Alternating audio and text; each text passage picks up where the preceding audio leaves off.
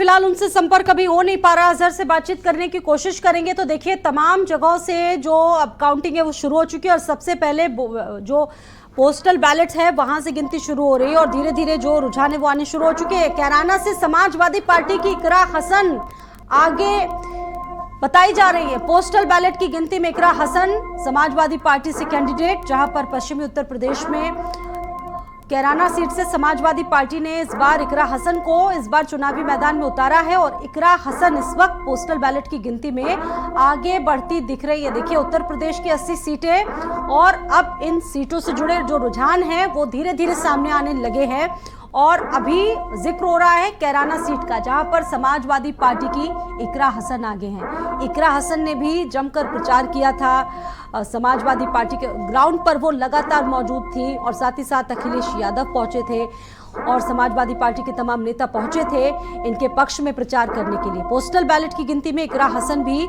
आगे दिख रही हैं इस वक्त।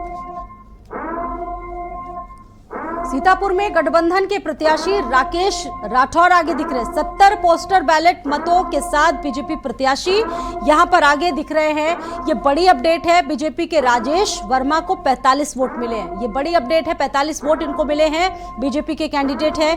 वहीं कैराना से सपा की इकरा हसन इस वक्त आगे चल रही हैं। डिंपल यादव मैनपुरी से आगे चल रही हैं और साथ ही साथ पोस्टल बैलेट की गिनती में अभी इकरा हसन आगे चल रही है। तो देखिए, तमाम जिलों से जुड़े जो रुझान है वो सामने आ चुके हैं। वहीं सीतापुर में गठबंधन के प्रत्याशी राकेश राठौर आगे चल रहे हैं। इंडी गठबंधन के लिए भी एक अग्नि परीक्षा है। 70 पोस्टल बैलेट के मतों के साथ बीजेपी प्रत्याशी यहां पर आगे चल रहे हैं। बीजेपी के प्रत्याशी बीजेपी के राजेश वर्मा को यहां पर 45 वोट मिले हैं।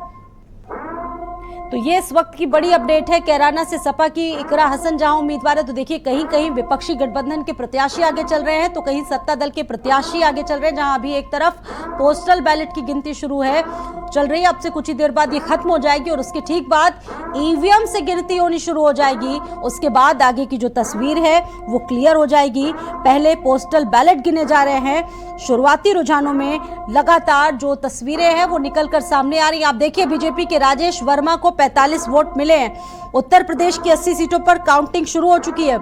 नरेंद्र मोदी, राहुल गांधी और अखिलेश यादव लगातार आगे चल रहे हैं। कैराना से सपा की इकरा हसन भी आगे चल रही है। पोस्टल बैलेट में इकरा हसन इस वक्त आगे चल रही। तो ये बड़ी अपडेट है। 2024 लोकसभा चुनाव जहां 80 दिन चला और 7 चरणों में चुनाव हुआ। अब देखिए, जो शुरुआती रुझान है वो निकलकर सामने आने लगे हैं। जहां पर एक तरफ कई जिलों में जो विपक्षी प्रत्याशी है, इंडी गठबंधन के प्रत्याशी हैं, वो आगे चल रहे हैं। वहीं दूसरी तरफ एनडीए गठबंधन के जो प्रत्याशी हैं वो भी किसी किसी सीट पर आगे चल रहे हैं। समाजवादी पार्टी की कैराना से जो प्रत्याशी हैं इकरा हसन, वो आगे चल रही है। तो देखिए, तमाम सीटों से जुड़े जो रुझान हैं वो अभी तक सामने आ चुके हैं और बड़ी अपडेट है। सीतापुर से गठबंधन प्रत्याशी राकेश राठौर भी आगे चल रहे हैं। गाजियाबाद में अतुल गर्ग बीजेपी से इस वक्त आगे चल रहे हैं। अखिलेश यादव कन्नौज से चुनावी मैदान में और अखिलेश यादव आगे चल रहे हैं। वहीं अमेठी से स्मृति ईरानी, लखनऊ से राजनाथ सिंह आगे चल रहे हैं। कैराना की बात हो रही है। कैराना से समाजवादी पार्टी की प्रत्याशी इकरा हसन इस वक्त आगे चल रही है।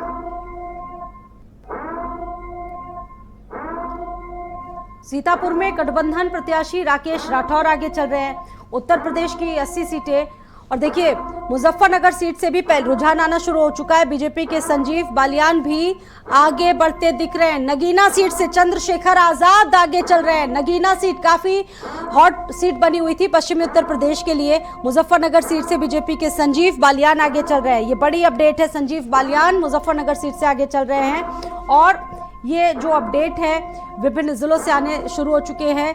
चंद्रशेखर आजाद गांधीनगर सीट से, अमित शाह बीजेपी के चाणक्य अमित शाह गांधीनगर सीट से उम्मीदवार हैं, गृह मंत्री हैं देश के, वो आगे चल रहे हैं। मुजफ्फरनगर सीट से बीजेपी के संजीव बालियान इस वक्त आगे चल रहे हैं। जहां पर एग्जिट पोल्स में आपने देखा कि एक तरफा जीत एनडीए और बीजेपी की दिखी, लेकिन इन रुझानों की अगर बात करें तो फिलहाल कड़ा मुकाबला देखने को मिल रहा है विपक्षी दल और सत्ता पक्ष में। आप देखिए, जहां पर प्रत्याशी बहुत सोच समझ कर उतारे गए तमाम गुणा गणित देखी गई, तमाम समीकरणों को देखते हुए प्रत्याशी उतारे गए और फिलहाल जो शुरुआती रुझान है वो आने शुरू हो चुके हैं। नगीना सीट से चंद्रशेखर आजाद इस वक्त आगे चल रहे हैं। नगीना सीट की बात हो रही है, चंद्रशेखर आजाद। और गांधीनगर सीट से अमित शाह आगे चल रहे हैं। बीजेपी के चाणक्य माने जाते हैं अमित शाह। उनकी रणनीति में बीजेपी ने तमाम चुनाव जीते और बुलंदशहर में बीजेपी के डॉक्टर भोला सिंह इस वक्त शुरुआती रुझानों में आगे चल रहे हैं। बुलंदशहर में बीजेपी के डॉक्टर भोला सिंह आगे चल रहे हैं। तो देखिए भारत समाचार पर इस वक्त आप तमाम अपडेट्स देख पा रहे हैं, तमाम रुझानों के साथ साथ बुलंदशहर में बीजेपी के भोला सिंह इस वक्त आगे चल रहे हैं। पश्चिमी उत्तर प्रदेश का रण, जहां ये कहा जा रहा था कि वोटर बड़े साइलेंट है और पश्चिमी उत्तर प्रदेश में किस तरीके से ये वोटर्स निर्णायक भूमिका निभाते हैं, क्योंकि पश्चिमी उत्तर प्रदेश के तमाम मुद्दे थे, चाहे वो किसानों की चीनी मिल के मुद्दे हों, शुगर मिल के मुद्दे हों या किसानों के मुद्दे हों, तमाम मुद्दों पर चुनाव लड़ा गया। विपक्ष ने जोरदार तरीके से प्रचार किया और बुलंदशहर की अगर बात करें तो बीजेपी के भोला सिंह इस वक्त आगे चल रहे हैं शुरुआती रुझानों में। बुलंदशहर के बीजेपी के भोला सिंह आगे चल रहे हैं।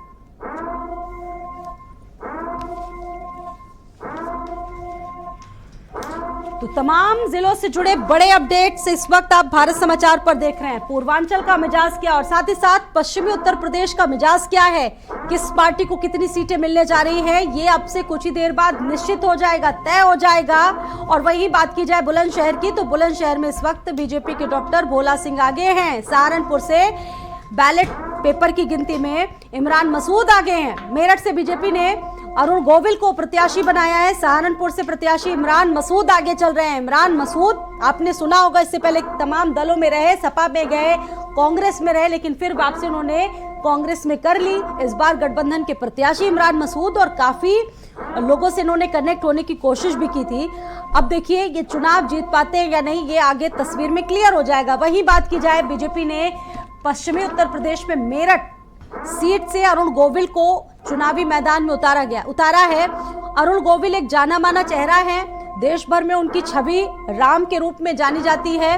टीवी पर भगवान राम का रोल उन्होंने किया था, उसके बाद उनकी छवि भगवान राम के रूप में देखी जाती, लेकिन राजनीति से कितना इक्वेशन उनका जुड़ पाता है ये देखने वाली बात होगी और लोगों ने कितना पसंद किया है। फिलहाल शुरुआती रुझानों में बीजेपी प्रत्याशी अरुण गोविल इस वक्त आगे दिख रहे हैं, क्योंकि अभी पोस्टल बैलेट से गिनती हो रही है और शाम तक जो चीजें हैं वो क्लियर हो जाएंगी। लगभग 11 बजे तक जो तस्वीरें हैं वो लगभग क्लियर होना शुरू हो जाएंगी। रुझान नतीजों में तब्दील होने लगेंगे और आपको बड़ी अपडेट इस वक्त तमाम दे रहे हैं। मेरठ से बीजेपी प्रत्याशी अरुण गोविल आगे चल रहे हैं। उनके सामने आपको बता दें कि सुनीता वर्मा समाजवादी पार्टी की कैंडिडेट है, जाना माना नाम है। उनके पति भी दलित प्रमुख चेहरा वहां पर रहे समाजवादी पार्टी का। फिलहाल तमाम अपडेट इस वक्त आप देख पा रहे हैं इस भारत समाचार पर। सहारनपुर से गठबंधन प्रत्याशी इमरान मसूद आगे चल रहे हैं। मेरठ से बीजेपी प्रत्याशी अरुण गोविल आगे चल रहे हैं। देखिए बड़ा कड़ा मुकाबला, पश्चिमी उत्तर प्रदेश की फाइट बहुत महत्वपूर्ण, क्योंकि शुरुआत यहीं से हुई थी। उसके बाद चुनाव धीरे धीरे पूर्वांचल की तरफ आगे बढ़ा और वहां से शुरुआती रुझान आने भी अब शुरू हो चुके हैं। भारत समाचार के जो दर्शक देख रहे हैं वो देखिए शुरुआती रुझान देख पा रहे होंगे। बहुत कड़ी टक्कर देखने को इस वक्त मिल रही है। ये आज अब से कुछ ही देर बाद क्लियर हो जाएगा कि देश की जनता ने अपना जनमत दिया किसको है, किसके सिर पर जीत का सेहरा। फिलहाल बागपत से एक बड़ी अपडेट आपको बता रहे हैं। रायबरेली सीट से पहले राहुल गांधी, जहां पर कांग्रेस ने राहुल गांधी को चुनावी मैदान में उतारा है, वो आगे चल रहे हैं। पोस्टल बैलेट की गिनती में राहुल गांधी आगे चल रहे हैं। सहारनपुर से गठबंधन के प्रत्याशी इमरान मसूद आगे चल रहे हैं। देखिए बड़ी अपडेट है, अरुण गोविल को बताया बीजेपी प्रत्याशी मेरठ से वो आगे चल रहे हैं और अमरोहा सीट से बीजेपी प्रत्याशी कंवर सिंह तंवर आगे चल रहे हैं। अमरोहा से ये बड़ी अपडेट है। बागपत सीट से आरएलडी के राजकुमार सांगवान, आरएलडी आपको याद होगा, आरएलडी पिछली बार चुनाव में समाजवादी पार्टी के साथ थी, लेकिन इस बार पाला बदला है आरएलडी ने और कितना फायदा मिल पाता है बीजेपी को उनका और उनको बीजेपी का कितना फायदा मिल पाता है देखने वाली बात होगी। फिलहाल बड़ी अपडेट रायबरेली से भी है, क्योंकि काफी देर हो गई जब राहुल गांधी का नाम सामने आया उत्तर प्रदेश की रायबरेली सीट के लिए।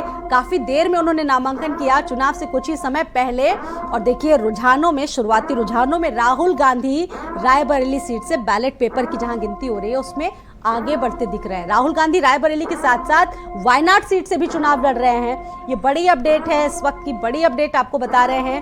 पोस्टल बैलेट गिनती में राहुल गांधी आगे दिख रहे हैं। उन्नाव से समाजवादी पार्टी ने अन्नू टंडन को मौका दिया था। अन्नू टंडन जाना माना नाम है वहां पर, आपको याद होगा कई बार सांसद रह चुकी कांग्रेस से, लेकिन इस बार उन्होंने पाला बदला। और एक बड़ी अपडेट आजमगढ़ सदर से भी है, लोकसभा सीट से सपा के धर्मेंद्र यादव आगे चल रहे हैं। धर्मेंद्र यादव शुरुआत से आपको बता रहे, क्योंकि पहला रुझान आजमगढ़ से ही सामने आया था। धर्मेंद्र यादव लगातार वहां पर आगे चल रहे हैं। बीजेपी के प्रत्याशी अरुण गोविल भी आगे चल रहे हैं। अमरोहा सीट से बीजेपी प्रत्याशी कंवर सिंह तंवर आगे चल रहे हैं। तो देखिए अब शुरुआती रुझान नजर आने लगे हैं, जहां पर उत्तराखंड में भी आज लोकसभा की 5 सीटों के लिए मतगणना शुरू हो चुकी है। और अब तमाम सीटों से जुड़े जो आंकड़े हैं, जो अपडेट हैं, जो रुझान हैं,